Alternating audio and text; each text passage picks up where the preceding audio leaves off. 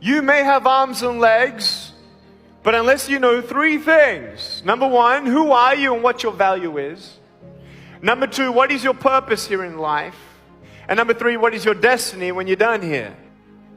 If you don't know the answers of any of those three questions, you're more disabled than I. All of you have everything it takes to become rich. You just don't believe it. God put what you needed inside of you at birth. All of you have a gift. But you have got to do your gift, the thing God gave you at birth to do. It is the thing that you do the absolute best with the least amount of effort. That's your gift. Anything else you doing, you wasting your time. Do you hear me? You wasting your time.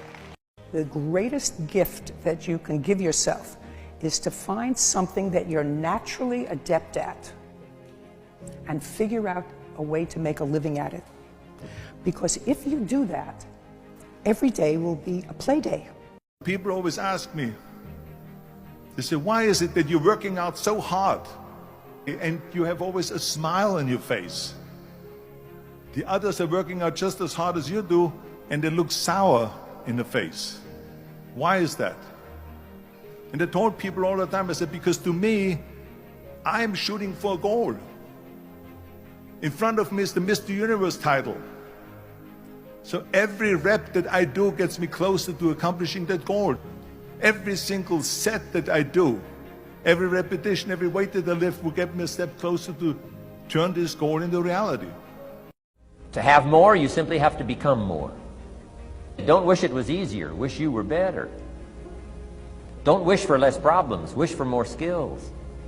Start working on yourself, making these personal changes, and he said it'll all change for you. There's no losing, only learning. There's no failure, only opportunities. And there's no problems, only solutions. You don't get what you want, you get what you are. You've got to become what you want. You've got to realize that the minute you hold your mind in harmony with the good you want, then you've already got it. It's only a period of time till it manifests in physical form. Well, you should be afraid of taking risks and pursuing something meaningful. But you should be more afraid of staying where you are if it's making you miserable. Anytime I feel nervous, I take the risk. We have to take risk. If we don't take that risk, it's the biggest risk that we take. Say yes to things. Just say yes. Just say yes. Figure out a way to do it.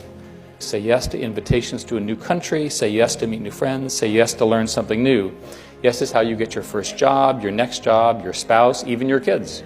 Even if it's a bit edgy, a bit out of your comfort zone, saying yes means that you'll do something new, meet someone new, and make a difference. Only those that can see the invisible can do the impossible. You have to be able to see what doesn't exist in order to be able to pull off or achieve what in most people's minds seems to be impossible. You have to never let off the gas, never stop, never quit. Never allow anyone to talk you out of the dream, the vision, and ideas that God has sent you. There's very little in life that's worth achieving that isn't hard. Those things that are hard because most people can't do it. Those who rise the highest are those who keep solving hard things. When you had that third failure in a row, did you think, I need to pack this in? Never. Why not? I don't ever give up. I mean, I'd have to be dead or completely incapacitated. Let the sand represent your life. The sand in the bottom of the glass would represent the past. The sand in the top of the glass would represent the future. Now, there's nothing you can do about the past. That is gone. Too many people spend their time living there, wishing they had done this or wishing they had done that. It's gone. And here's the beautiful truth. You don't know how much sand is in the top of the glass. Now, you may think you have a lot, you only have a little. The only time you've got is right here, right now. So being worried about the past or the future is foolish. If we make up our mind, we're going to do what we feel is the best thing for us right now, we're going to have a pretty good life. The only reasonable strategy is to focus on what you can control. If you spend all of your time focusing on things you can't control, then you're just going to end up frustrated. And so I think habits are maybe the best lever for that. A lot of the time people talk about, I want to have more money, or I want to lose weight, or I want some kind of result. But the truth is, your bank account is a lagging measure of your financial habits. Your weight is a lagging measure of your eating habits. Your knowledge is a lagging measure of your learning and reading habits. We think the thing that needs to change is the bank account or the test score or the number on the scale, but actually the thing that needs to change are the habits that precede those outcomes. There's always going to be setbacks. There's always going to be things that go wrong. There's always going to be things you don't anticipate. Something's going to go wrong. And when it does, you just have to fight through it and grind through it and remember what it is that makes you special, what it is that gives you confidence to do what you do and do more of it. You only have to be right one time. You don't have to figure it all out in advance. You can be wrong, you can pick the wrong career, you can pick the wrong job, you can pick the wrong spouse, you can pick the wrong whatever.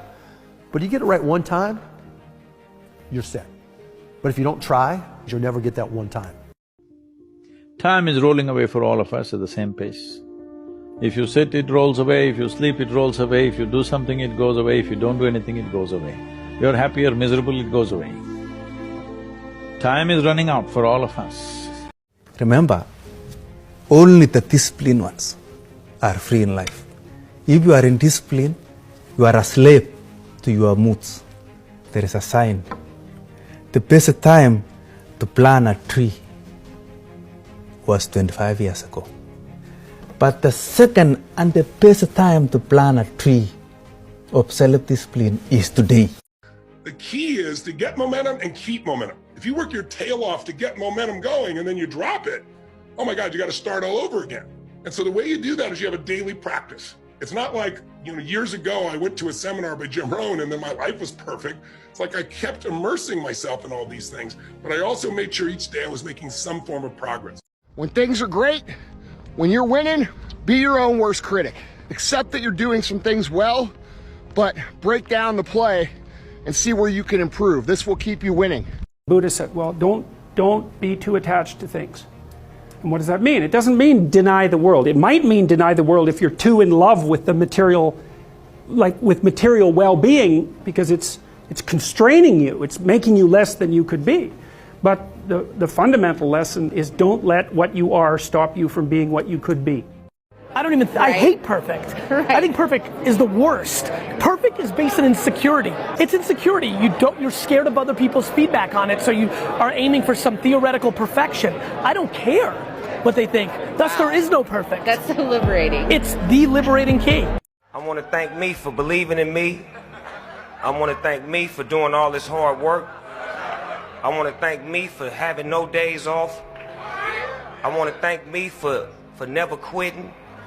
I want to thank me for always being a giver and trying to give more than I receive. I want to thank me for trying to do more right than wrong. I want to thank me for just being me at all times. When I was young, I always learned, if you give, the God gonna give you the double. So this is what's happened in my life. Since I started to do that, everything in my life become better and better. So I will still carry on to do that.